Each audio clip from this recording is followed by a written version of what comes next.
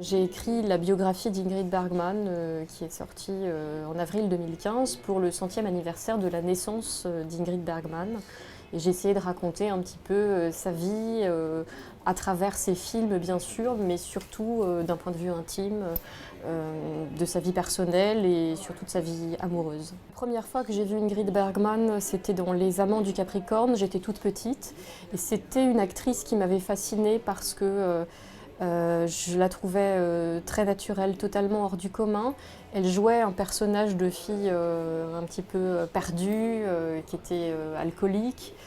Et elle avait cette espèce de classe qui tranchait totalement avec son personnage. Elle arrivait à jouer une femme complètement perdue, presque pas dépravée, mais enfin vraiment à la dérive, complètement marginale, en gardant une espèce de classe incroyable, et c'est ça qui m'avait fascinée. J'avais donc vu beaucoup de films d'Ingrid Bergman, et j'ai commencé par hasard, j'avais 17 ans, à lire son autobiographie, qui était parue, qu'elle avait écrite avec Alan Burgess.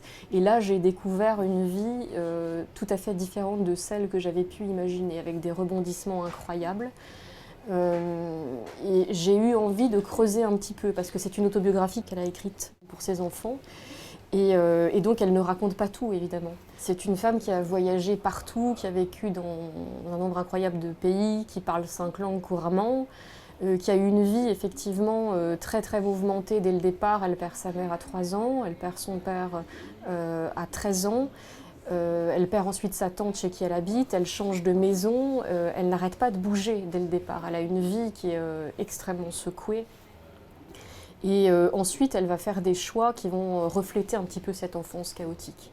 Des choix radicalement différents. Elle aime changer, elle aime passer du théâtre au cinéma, elle aime passer des réalisateurs hollywoodiens au néoréalisme italien avec Rossellini. Enfin, elle a vraiment cette liberté. Je pense que le fait de ne pas avoir eu d'attache solide dans l'enfance, de ne pas avoir eu de repères, fait que finalement elle n'est prisonnière de rien et elle se permet tout. Elle a été filmée par son père parce que son père avait des caméras et des appareils photo chez lui, et il filmait sa fille en permanence. Ce qui, dans les années 1910, n'est absolument pas courant. Et donc, elle a déjà été tout de suite mise en scène quelque part dans son enfance. Elle a des désirs extrêmement forts qu'elle assume totalement parce qu'elle est orpheline, elle n'a pas de contrat de loyauté avec ses parents, elle n'a pas de pression familiale au départ. Et donc, elle se réinvente tout le temps. Dès qu'Ingrid Bergman est arrivée aux États-Unis en 1939, la première chose qu'elle a voulu faire, c'est tourner Jeanne d'Arc. Donc évidemment, elle n'était pas du tout là pour tourner Jeanne d'Arc, elle devait tourner Intermezzo, La rançon du bonheur en version américaine. Et puis, elle a dit à David Selznick, moi je veux absolument tourner Jeanne d'Arc. Et comme il voulait absolument la voir comme actrice, mais que Jeanne d'Arc, ça ne l'intéressait pas, il n'y a pas d'histoire d'amour physique. Effectivement, c'était la Seconde Guerre mondiale, donc bon, parler d'une histoire de guerre qui mettait en scène les Français, la France qui se bat contre l'envahisseur. C'était pas du tout quelque chose, j'ai envie de dire, de glamour. Donc Selznick l'a fait mariner comme ça en lui disant oui, bien sûr, on va monter Jeanne d'Arc, tu vas voir, pas de problème. Et puis en fait, il n'a jamais tenu parole. Elle, c'était son obsession, elle attendait que ça. Et puis ça ne s'est jamais fait, elle a tourné plein de films pour David Selznick en attendant enfin de tourner Jeanne d'Arc. Ça ne s'est jamais produit. Et c'est uniquement quand son contrat de 7 ans avec Selznick s'est terminé qu'elle a choisi de ne pas le renouveler pour pouvoir déjà jouer au théâtre, Jeanne d'Arc au théâtre, et puis ensuite chercher absolument à tourner dans une version de Jeanne d'Arc au cinéma. C'est quelque chose qui ne la quitte pas du tout. Effectivement, elle a joué déjà une première fois au théâtre aux États-Unis, puis dans le film de Victor Fleming, et puis après, elle a joué l'oratorio de Paul Claudel et Arthur Honegger avec Rossellini dans toutes les langues, dans 5 langues différentes. Go to the Shrine of Lupin, Mother, and pray for us. Avant de rencontrer Victor Fleming, qui l'a fait tourner donc dans Dr Jekyll et Mr Hyde, elle jouait toujours le rôle de la gentille fille, quelque part. Et puis, lorsque Dr Jekyll et Mr Hyde a commencé à se préparer, on lui a dit qu'elle devait jouer la fille qui était encore la gentille fille, etc. Et elle a voulu jouer Ivy, qui est une fille à la vertu douteuse, alors que c'était Lana Turner qui était pressentie pour le rôle. Lana Turner est une femme pulpeuse qui doit jouer forcément une femme de mauvaise vie. Et Ingrid Bergman, c'est la femme à la beauté froide, extrêmement digne, extrêmement élégante, qui a l'air pure, et donc on ne la voyait pas du tout dans ce rôle-là. Et elle a dit « je veux absolument essayer ça ». Elle a été déguisée, enfin habillée de façon provocante, et elle est absolument détonnante dans ce rôle-là. Et c'est Fleming qui l'a révélée et qui lui a permis de sortir de son personnage de jeune femme parfaite. Et d'ailleurs, elle est tombée follement amoureuse de Victor Fleming à cette époque-là. Elle était folle de lui, cet amour apparemment n'était pas réciproque. Mais Victor Fleming et Ingrid Bergman vont avoir une liaison extrêmement passionnelle sur le tournage de Jeanne d'Arc. Fetch me boy's clothing. I'll dress as a man. This is wrong, and I'll always know it was wrong. Il est vrai qu'Ingrid Bergman, je pense, n'a jamais vraiment été considérée comme une fille par son père et sa mère, c'est-à-dire comme une fille au sens où une espèce d'enfant de second choix qu'on doit élever pour une fille qui va se marier, qui va faire un bon mariage, c'est un petit peu sa seule destinée. Elle est venue après la mort de 2 enfants. Donc en fait, elle a été considérée par ses parents vraiment comme un être humain à part entière. Elle était tout pour eux. Et son père avait de l'ambition, il projetait toute son ambition à lui sur sa fille et il l'a élevée vraiment comme un garçon. C'est-à-dire en la cultivant, en l'emmenant partout, en lui apprenant tout. Et donc vivre comme un homme, vivre une vie d'homme, pour elle c'est très important. Elle ne veut pas être une femme au foyer, elle veut vivre sa vie.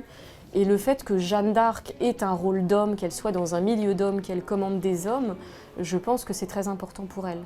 D'ailleurs, en fait, Ingrid Bergman était fascinée. Elle voulait absolument jouer Pour qui sonne le glas, le rôle de Maria, qui est une femme qui a des cheveux courts et qui se comporte comme un homme. Tous les personnages de femmes d'Hemingway sont des femmes qui se comportent comme des hommes, qui vont se battre et qui sont beaucoup plus intéressants que des espèces de potiches qui sont dans un coin. Et tous ces personnages de femmes atypiques, qui sont des personnages entiers, sont des personnages qui la fascinent. You are my mortal enemies. English and Burgundians. All of you. And you are not the church. You are the valets of the enemy king whose orders you obey. If I am being tried by the church, why am I not in a church prison among women? I am in an English prison, guarded by English soldiers, and chained to my bed. If I must rise for any purpose, I must ask the guards to unlock the bonds. We, your judges, keep you chained because you attempted to escape. Is it not a right of all prisoners of war to try to escape? Ingrid Bergman mesurait 1m75. À l'époque, la taille moyenne des femmes était en dessous d'1m60. On est obligé de mettre l'homme qui est à côté d'elle sur une estrade pour qu'il ait l'air d'être au moins à peu près aussi grand qu'elle. Et donc elle n'a pas du tout un physique fragile. D'ailleurs, ça effraie David Selznick la première fois qu'il la voit. Il se dit mais comment je vais faire avec pas cette grande cheminée, mais enfin les acteurs se moquent d'elle, on l'appelle grosse vache, grosse paysanne suédoise. C'est pas du tout un physique commun, effectivement. Et je crois qu'elle dégage aussi une espèce de force de par son physique. Elle est très sportive, elle est musclée, elle a une taille d'homme pour l'époque. Je crois qu'elle est même plus grande de la moyenne de la taille des hommes à cette époque. Donc effectivement, ça lui colle bien à la peau, ce personnage de femme forte. C'est une femme qui est d'une timidité maladive et qui, en même temps, lorsqu'il s'agit de son métier, de ses choix, de ce qu'elle veut faire, est parfaitement intraitable. Elle ose dire à David Selznick, qui est le plus grand producteur hollywoodien, qu'elle ne veut pas être transformée physiquement. Elle ose dire effectivement à Dyke qu'elle ne veut pas tourner à toute vitesse. Quand on lui demande de faire des choses qui vont contre sa volonté, elle n'hésite pas à être extrêmement sévère, à se mettre en colère. Elle sort de ses gonds et elle dit que quand elle est dans cet état-là, elle ne se reconnaît pas. Et c'est vrai que dans Jeanne d'Arc, il y a ça, il y a cette petite jeune fille toute fragile, qui ne connaît rien, qui n'a pas connu d'homme, qui est innocente, qui est illettrée, et en même temps cette consistance, cette volonté à toute épreuve qui va changer la face du monde. Et je crois que c'est ça aussi qui la fascine dans le personnage. Il y a un journaliste qui écrit, qui va voir la pièce de Jeanne d'Arc et qui dit « Ingrid Bergman est Sainte Jeanne ». Quand elle va en France, à Don Rémy, on la traite comme si elle était Jeanne d'Arc. Donc on ne fait plus du tout la différence entre ce personnage de sainte et Ingrid Bergman. On la contacte parce qu'on veut réaliser une statue de Jeanne d'Arc et on veut la prendre comme modèle. C'est-à-dire qu'il y a une espèce de confusion totale dans l'esprit du public entre Jeanne d'Arc et Ingrid Bergman. If you submit, we'll send you to a church prison. Do you hear, John? If you submit, you'll be taken to a church prison where there'll be women to guard you. Step to her! Step to her! To the fire! In nomine Domini, amen. Universus ecclesiae pastores... Joan, he's reading the sentence of your excommunication. Submit. Dans son autobiographie, Ingrid Bergman dit qu'elle est déçue par le film parce qu'elle en a trop rêvé. C'était le rêve de sa vie, pour elle, c'est l'aboutissement de tout, absolument tout. Et elle est déçue aussi parce qu'elle est un peu mal à l'aise avec toute la machine hollywoodienne. Elle trouve qu'elle est trop maquillée, qu'elle a un visage de cire, elle trouve que son brushing lui fait un casque grotesque sur la tête. Il y a toute une musique extra-diégétique qu'elle trouve sirupeuse et elle a l'impression que tout ça est très artificiel. Elle voulait jouer un personnage qui incarnait la pureté et elle trouve qu'il y a trop de décors chargés autour, que c'est lourd, elle s'ennuie, elle est déçue par le résultat. Et puis aussi, elle a tourné en étant amoureuse et puis forcément la liaison a dû se terminer. Donc dans une fin de liaison, on est toujours un petit peu amer, un petit peu découragé, un petit peu déçu. Et je crois que ça reflète aussi l'impression qu'elle a eue. C'est aussi une déception sentimentale. Cette incapacité à aimer jusqu'au bout, à être aimée jusqu'au bout. C'est un contexte un peu particulier. Mais je crois qu'elle en sera toujours fière.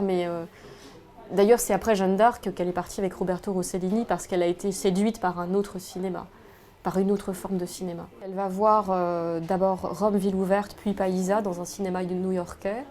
Et elle dit qu'elle est tombée amoureuse de Roberto Rossellini à partir du moment où elle a vu ses films. Elle lui a écrit une lettre d'amour, pratiquement à mots couverts, mais très, très évidente pour aller tourner avec lui. Et elle a été séduite justement par l'opposé de cette machine hollywoodienne avec des comédiens donc amateurs, pas maquillés. C'est par Robert Capa qu'Ingrid Bergman a connu Roberto Rossellini, les films de Roberto Rossellini. Elle a eu une aventure avec Robert Capa à partir de 1945. Ils étaient fous amoureux. Et elle était fascinée par Robert Capa parce qu'il était extrêmement cultivé. Elle voulait tout connaître de ce qu'il connaissait. Et lui-même était fasciné par les films de Roberto Rossellini. Il lui avait dit, tu sais, c'est le plus grand réalisateur qui existe actuellement. Et donc, elle avait voulu, en quelque sorte, connaître ce qui passionnait l'homme qui la passionnait elle. Et c'est pour ça qu'elle est allée voir les films de Roberto Rossellini. Et il y a eu une espèce de déplacement de cristallisation. Elle était amoureuse de Capa et elle est tombée amoureuse pratiquement de l'homme dont il n'était pas amoureux, mais qui le fascinait. Et effectivement, il y a une espèce de désir triangulaire qui est évident entre Robert Capa, fasciné par Rossellini, et puis Ingrid Bergman, fascinée par Robert Capa, puis fascinée, puis amoureuse de Rossellini. Ingrid Bergman, juste après avoir tourné Jeanne d'Arc, elle est vraiment au sommet de son art. Les critiques la portent au nu. On la considère comme un ange, comme une sainte. Elle va partir avec Roberto Rossellini, quitter son mari et sa fille. Et là, ça va être la dégringolade parfaite. Elle va tomber vraiment du paradis à l'enfer total. Elle va recevoir 40 000 lettres d'insultes qui vont la traiter littéralement de prostituée. Et on la détestera d'autant plus qu'on l'avait adulée. Il y a une humiliation politique dans ce départ d'Ingrid Bergman pour les États-Unis. Qu'est-ce qui va se passer? En fait, l'Italie a été totalement ravagée par la guerre, et puis comme l'Europe, et les États-Unis, c'est le pays qui est allé qui a débarqué pour sauver l'Europe du fascisme. Qu'est-ce qui se passe? Ingrid Bergman, elle va quitter à la fin de la guerre, peu après la fin de la guerre, les États-Unis pour aller en Europe. Et d'ailleurs, Roberto Rossellini considère que c'est vraiment c'est une prise de guerre, c'est le conquérant, l'Italie est humiliée, et l'arrivée d'Ingrid Bergman en Italie, c'est un événement national. C'est la conquête suprême. Roberto Rossellini est un héros d'avoir pris aux États-Unis Ingrid Bergman. Ce qui s'est passé par exemple à la Libération, les femmes qu'on a tendues, etc., les choses qui sont passées comme ça, on sait très bien que dans un contexte d'humiliation politique, les femmes sont souvent des boucs émissaires, c'est assez facile. Et donc Ingrid Bergman, c'est la traîtresse par excellence. C'est celle qui renie les sauveurs de l'humanité et de l'Europe, qui leur tournent le dos pour aller dans cette Europe dévastée qui finalement n'a pas été assez forte et qui dit je n'ai pas besoin de vous et je préfère aller avec un homme qui incarne cette vieille Europe. Et donc je crois que c'est pour ça qu'aux États-Unis les gens ont réagi de façon aussi violente et c'est pour ça aussi que politiquement le Sénat l'a condamné et lui a interdit de remettre les pieds sur le sol américain pendant plusieurs années. Effectivement, ce qui arrive à Ingrid Bergman en 1949, c'est un peu ce qui arrive à Jeanne d'Arc. Elle vit cette histoire d'amour complètement innocente, complètement pure avec Rossellini. Elle est amoureuse, elle l'aime d'un amour sincère, elle part avec lui, elle a l'impression que c'est très simple et qu'elle fait ce à quoi elle est destinée. Et la foule se déchaîne sur elle, donc elle va recevoir 40 000 lettres d'insultes, c'est l'horreur, on la traite de prostituée, on la menace de mort, de viol, c'est l'horreur. Et c'est un petit peu ce qui s'est passé avec Jeanne d'Arc, c'est-à-dire que Jeanne d'Arc, on la traîne au bûcher, on la traite de sorcière, mais qu'est-ce qu'elle fait finalement à part suivre son destin, ce qu'elle entend, et je pense qu'il y a un côté suicidaire dans Jeanne d'Arc. Jeanne d'Arc est suicidaire, c'est comme si elle savait déjà qu'elle allait mourir, mais il faut qu'elle fasse ce qu'elle doit faire. Et Ingrid Bergman a un côté suicidaire aussi. Elle sait très bien qu'elle va quelque part, elle sait très bien qu'elle va se faire lyncher totalement, mais elle ne peut pas résister à ce qu'elle doit faire et à ce qu'elle veut faire. Juste avant vraiment l'avènement du macartisme et on va dire les heures les plus noires du macartisme, l'Amérique avait précisément besoin d'une figure de sainte et c'est pour ça qu'on l'avait portée au nu. Donc ça a joué effectivement ce contexte-là extrêmement puritain, paranoïaque, cette peur de l'étranger, cette peur du complot, ça fait qu'évidemment quand elle est partie avec un Italien, qu'elle a tourné le dos aux États-Unis, ça a joué bien sûr. Ce qui est intéressant effectivement, c'est qu'après cette descente aux enfers, il y a une espèce de réhabilitation. L'Amérique n'aime rien de mieux que de réhabiliter une femme déchue. Enfin, il fallait absolument pardonner. Il y a une espèce de geste de pardon en 1956, quand elle va recevoir l'Oscar pour Anastasia. Et là encore, c'est frappant, parce qu'elle joue le rôle d'une femme dans Anastasia qui est totalement déchue, qui est perdue, qui est pratiquement une sans domicile fixe, et qui va remonter au sommet, et qui va être reconnue par tout le monde, qui va retrouver son éclat passé. Et c'est exactement ce qui s'est passé avec Anastasia. On avait besoin de ce film, ce grand, beau film, pour remettre Ingrid Bergman sur le devant de la scène, pour lui pardonner, et pour que le Sénat lui fasse une lettre d'excuse, un discours d'excuse en lui disant qu'elle était la bienvenue.